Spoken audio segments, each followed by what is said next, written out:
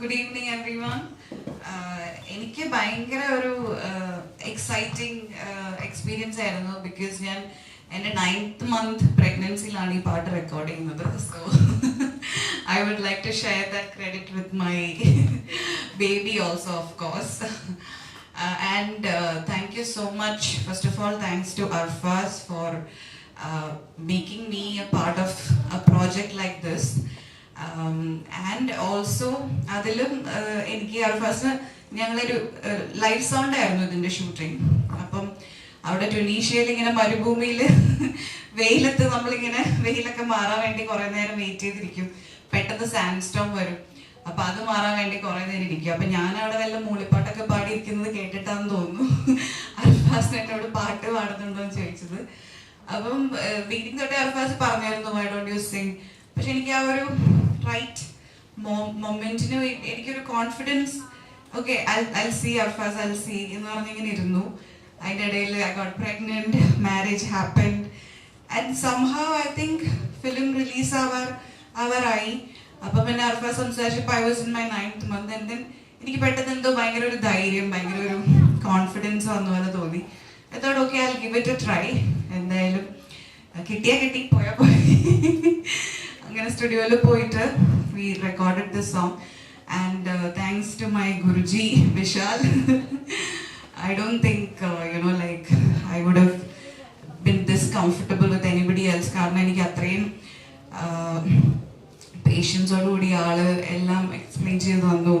അതുപോലെ he let me experiment. അതുപോലെ എനിക്ക് ഒത്തിരി കംഫർട്ട്, ഭയങ്കരമായിട്ട് എന്നെ കംഫർട്ട് ആക്കി ആൻഡ് ഭയങ്കര ഒരു നല്ലൊരു എക്സ്പീരിയൻസ് ആയിരുന്നു. And he kept encouraging me and he kept telling me സിംഗേഴ്സും ഇങ്ങനെ തന്നെയാണ് റെക്കോർഡ് ചെയ്യുന്നത് എന്നൊക്കെ കേട്ടപ്പോൾ എനിക്ക് ഓക്കെ, നോട്ട് ബാഡ്. സോ ഞാൻ ഭയങ്കര ഹാപ്പിയാണ് ആ ഒരു പാട്ട് പാടാൻ കഴിഞ്ഞതിൽ. എൻ്റെ മമ്മി എപ്പോഴും പറയുമായിരുന്നു why don't you sing a song, why don't you sing a song. And ഞാൻ ചേർച്ചിൽ കോയറിലും സ്കൂളിലൊക്കെ പാടുമായിരുന്നു.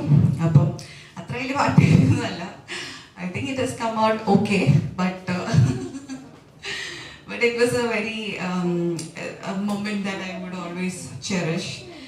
And talking about this film, yes, of course, I miss my co-stars Asif and Sharafuddin. Tunisia-ലായിരുന്നു ഞങ്ങളുടെ ഈ ഫിലിമിൻ്റെ shooting.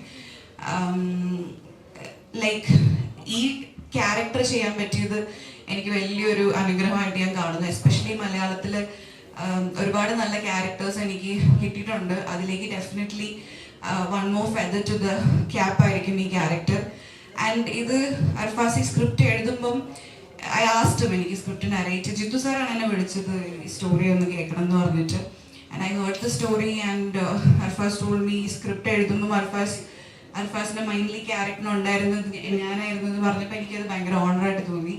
Because I am a director's actor and of course ഒരു director മൈൻഡിൽ എന്നെ വെച്ചിട്ട് ഒരു character derive ചെയ്യുമ്പം I think as an actor എനിക്കത് വലിയൊരു ഓണറാണ്. And I thoroughly enjoyed shooting for this film.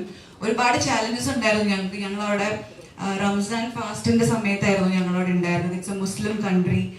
അപ്പം അതിൻ്റേതായ പ്രോപ്പർ ഫുഡ് ഉണ്ടായിരുന്നില്ല. പിന്നെ ഞങ്ങൾക്ക് ക്രൂ മെമ്പേഴ്സ് വളരെ കുറവായിരുന്നു. ആ സമയത്ത് ആരും വർക്ക് ചെയ്യുന്നുണ്ടായിരുന്നില്ല അവിടെ. അപ്പം we were very limited crew. ഉള്ള ആൾക്കാരെല്ലാവരും കൂടെ ഒരു 25 days we have given our best. എല്ലാവരും ഇതിൻ്റെ DOP Appu Prabhakar, he's done a brilliant job. And then all the other technicians, ഇതിൻ്റെ ലൈവ് സൗണ്ട് റെക്കോർഡ് ചെയ്ത Alan, then music director Vishal sir, like and അവിടെ ഉണ്ടായിരുന്ന all the assistant directors and all the crew members, production, everybody. ഒരുപാട് കഷ്ടപ്പാടുകൾ ഉണ്ടായിരുന്നു. And ഡെസേർട്ടിൽ shoot ചെയ്യുന്നത് it's very unpredictable. എപ്പോഴായിരിക്കും ക്ലൈമറ്റ് ഭയങ്കരമായിട്ട് ചേഞ്ച് ആവാന്ന് അറിയത്തില്ല. ബട്ട് അതിൻ്റെ ആ ചലഞ്ചസിലൂടെ എല്ലാം I think we manage to give our best and the film has come out very well. And ഒരു എക്സ്പെരിമെൻ്റൽ ജോണർ ആണിത്. ഹോപ്പ്ഫുള്ളി ഇപ്പോൾ മലയാള ഫിലിമിൽ നടക്കുന്ന ഈ winning streaks will continue with our film also.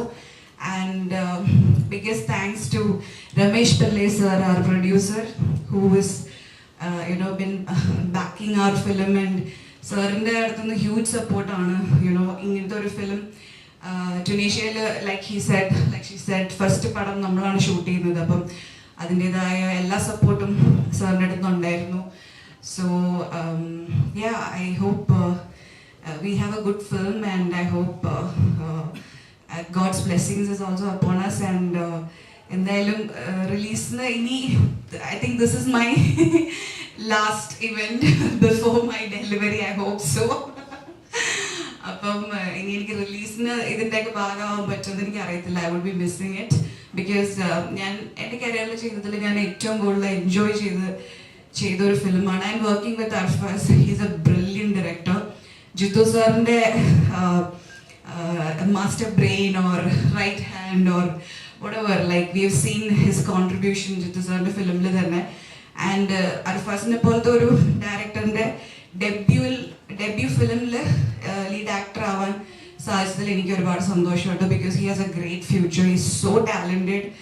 And എൻ്റെ ക്യാരക്ടർ തന്നെ പെർഫോമൻസിൽ തന്നെ Arfaz he was really pushing all of us out of our comfort zone. പാസിഫ് ആയാലും ഞാനാണെങ്കിലും ഷറഫ് ആണെങ്കിലും നമ്മൾ റെഗുലർലി ചെയ്യുന്ന ഒരു മീറ്ററിലല്ലാതെ he would really push us to explore something in us as actors. അപ്പം അങ്ങനത്തെ ഡയറക്ടേഴ്സിനോട് വർക്ക് ചെയ്യുമ്പം ആക്ടിങ്ങിൽ മാത്രമല്ല, even in terms of the making and music and everything, I think അർഫാസിൻ്റെ ഒരു സിഗ്നേച്ചർ ഈ പടത്തിൽ ആസ് എ ഡയറക്ടർ നമുക്ക് കാണാൻ പറ്റും. സോ ഒരു ഫ്യൂച്ചർ ഗ്രേറ്റ് ഡയറക്ടറിന്റെ ഡെബ്യൂയുടെ ഭാഗമാകാൻ സാധിച്ചതിലും എനിക്ക് ഒത്തിരി സന്തോഷമുണ്ട്. എനിക്ക് തോന്നുന്നു ശ്വേതാമേനോന് ശേഷം അവളെയാണ് ഇങ്ങനെ ഭയങ്കര അഡ്വഞ്ചർ ആയിട്ട്. എന്താണ് സത്യം പറയാൻ ഇതിനുള്ള ഇൻസ്പിറേഷൻ എന്താണ്? ഇങ്ങനെ ഈ ഒരു പീരീഡിൽ പോലും ഇങ്ങനെ ആക്റ്റീവായി നിൽക്കാനുള്ള ഒരു ഇൻസ്പിറേഷൻ എന്താണ്? I feel active. അപ്പം വേറെ കുഴപ്പമൊന്നുമില്ല, ആക്റ്റീവായിട്ടിരിക്കുമ്പോൾ പിന്നെ ഞാനായിട്ട് വെറുതെ വീട്ടിലിരുന്ന് ഒരു പണിയില്ലാതെ ഇതിനെ കുറിച്ച് ചിന്തിച്ചു കൂട്ടണ്ടല്ലോ. ആൻഡ് ഐ ഫീൽ ഇപ്പം പ്രഗ്നൻസി എന്ന് പറയുന്നത് അങ്ങനെ ഭയങ്കര ഒരു ബുദ്ധിമുട്ടുള്ള കാര്യം അല്ലെങ്കിൽ എന്തോ വലിയൊരു ടാസ്ക് ആയിട്ടൊന്നും എനിക്ക് തോന്നുന്നില്ല. എനിക്കിപ്പം ഉള്ള ഒരു ഫ്ലോ അതിൽ തന്നെ ഐ ഫീൽ ഇപ്പം കുറച്ചുകൂടെ I feel more loved, more pampered. അപ്പൊ ഈ ഒരു എനർജി ഇങ്ങനെ റിസീവ് ചെയ്യാൻ പറ്റുന്ന നല്ല കാര്യമല്ലേ.